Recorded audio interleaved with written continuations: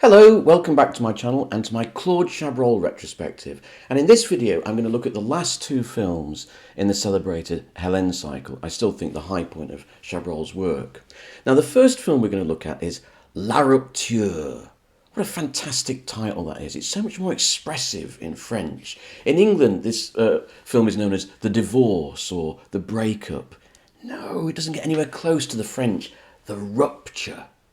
Such a powerful word of things being torn apart. And we're going to see how this film is looking at that word in all sorts of ways. It's a rupture between a woman and her husband, but it's also a rupture in reality itself. The film starts with this incredible quotation: "What is this darkness that has befallen me?" This sense of just the world collapsing into a nightmare. And that's what this film is going to be about. And it starts with this incredible opening sequence, one of the most breathtaking opening sequences in film. A woman played by Stéphane Audran, she's in her house in the morning, her son's having breakfast. In comes the husband, looks half drunk, half like a zombie, and starts to attack the child. She defends him, hits him with a pan, hits the husband with a pan. It's almost comic, and it gets to the heart of what Chabrol does as a director. He takes something very realistic, a domestic fight, domestic violence, and plays it both with a sort of matter-of-fact, frank realism that also is kind of stepping over into pantomime. And that's going to be the tone, the register of this entire film. And it's why this film, more than any other film, I think, sort of separates those people who like Chabrol from those people who don't like Chabrol. Because this film, the whole movie, is like a high wire act. And what I mean by this is, so you have this scene, and Stéphane Audran runs. She takes her son to hospital, and she decides to divorce this husband of hers. But her husband is the son of a wealthy industrialist and socialite in Paris, played by Michel Bouquet, in a fantastic performance. He's so cold and pared down. Watch his lips as he talks. He barely moves his lips throughout the entire movie. It's an incredible, controlled performance by Michel Bouquet. And Michel Bouquet doesn't like the fact that this lower class woman is going to divorce and shame his son. So he goes on the attack. He wants to get hold of his grandson, he wants custody of the grandson, and he wants to sort of make out that she's at fault. What happens is he hires this guy, like a private detective, to sort of trap her and to sort of show that she's a woman. He tries to put her on drugs. He tries to incriminate her with child molestation. It's a weird kind of cartoon film where this private eye is almost like Wile E. Coyote, and Stéphane Audran's character is almost like Snow White, and he keeps trying to catch her out and trap her. Right. And what happens is this. So you've got a very serious, horrible situation. A woman facing a bitter divorce with a violent husband, and that her father-in-law is against her. Right? A real situation. But Chabrol plays it out as a fantasy. And what he does is, while the boy, the grandson, is in hospital, Stéphane Audran moves into a boarding house opposite the hospital. Now this boarding house is like something out of a haunted house mystery. It's like The Old Dark House by James Whale.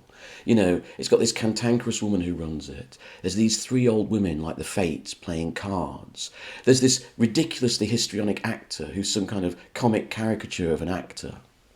And what's going to happen is these strange, sort of innocent stereotypes are going to come to the woman's aid.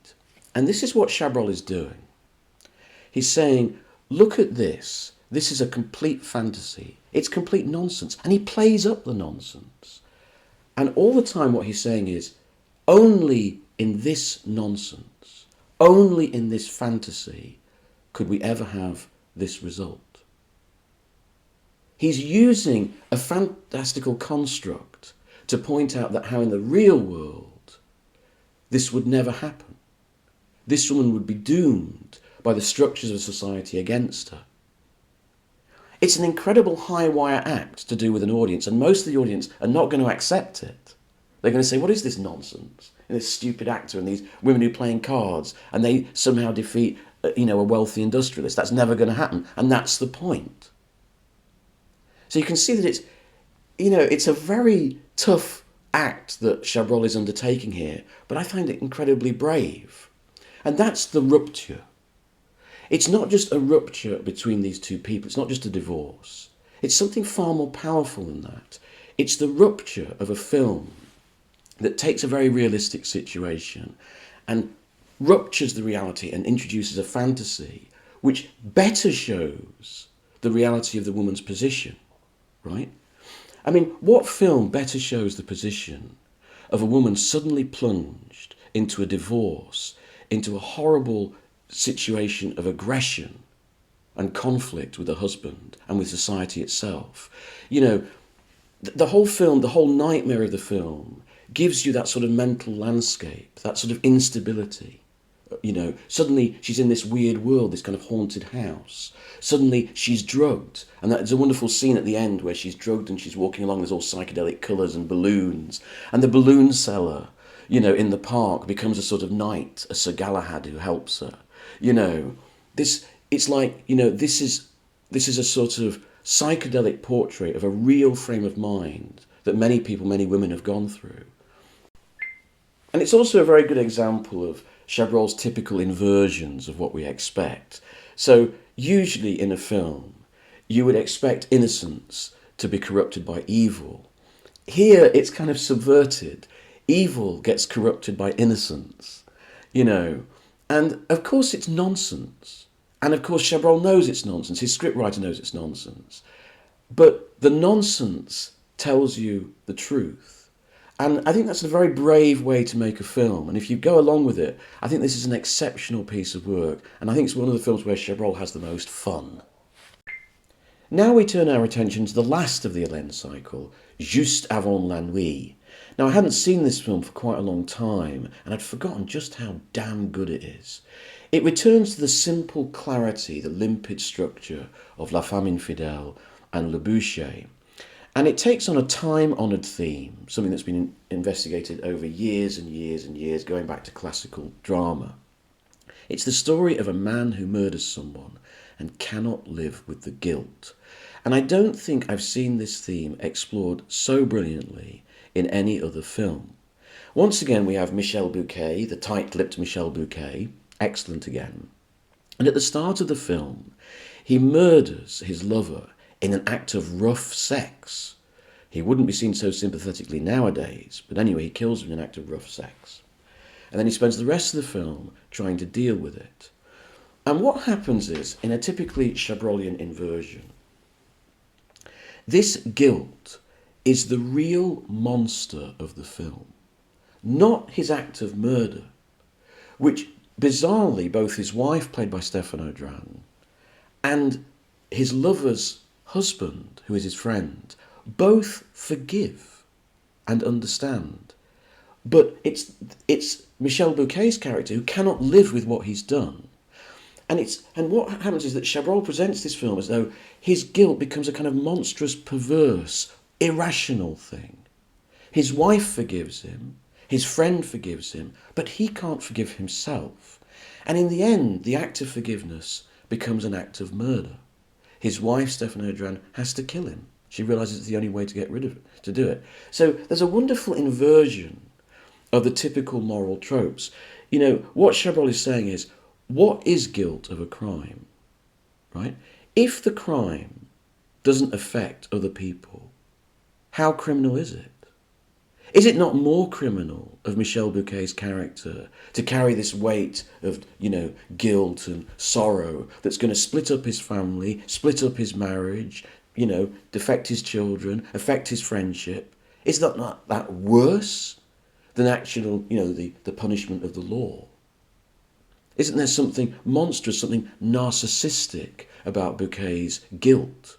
That's the fascinating question that this film poses, and it explores it in all sorts of different ways. So that, for example, throughout the film, people play games.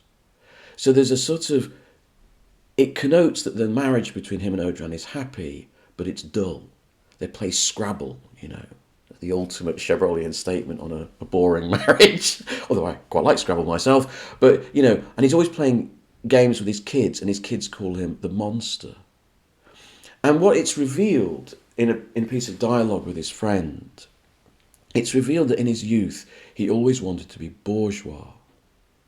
And it's almost as if he's playing at being bourgeois. He's playing at being the great husband, the great wife.